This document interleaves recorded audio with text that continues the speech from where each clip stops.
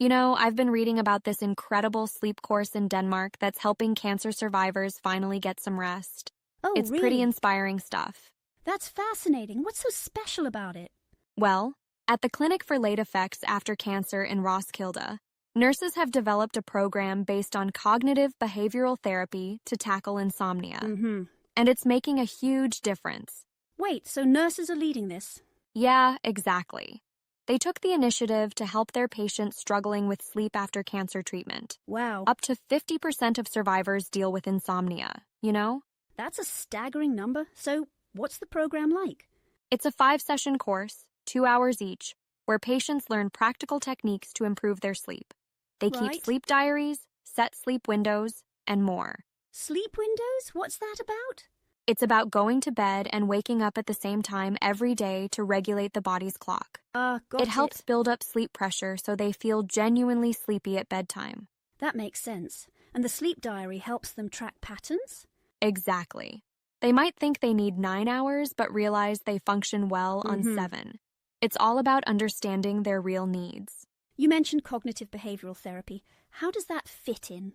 Well, it's about changing thought patterns and behaviors that interfere with sleep. Right. For instance, not clock watching when they wake up at night.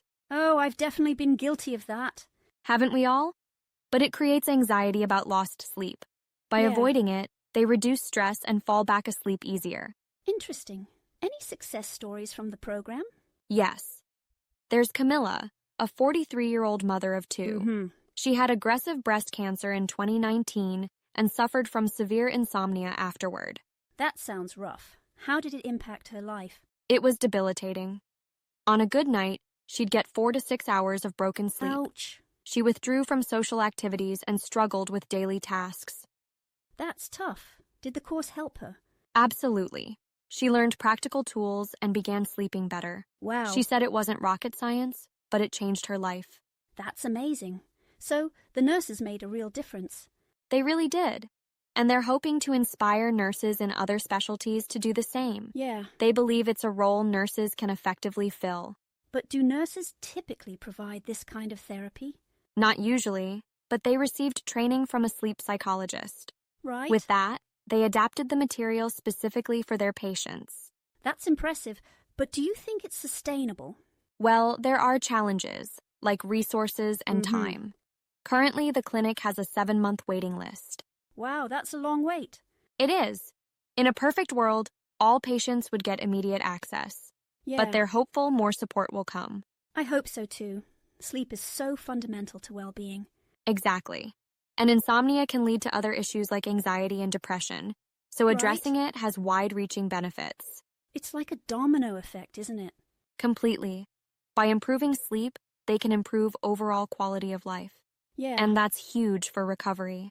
Do you think this model could work in other countries? Definitely. The principles are universal. With proper training, nurses everywhere could implement similar programs. It's inspiring to see such initiative making a tangible difference. It really is. And patients like Camila are regaining their lives. Yeah. That's what healthcare is all about. Well, it's been enlightening learning about this. Thanks for sharing. My pleasure. It's stories like these that give hope. Absolutely. Here's to more restful nights for everyone.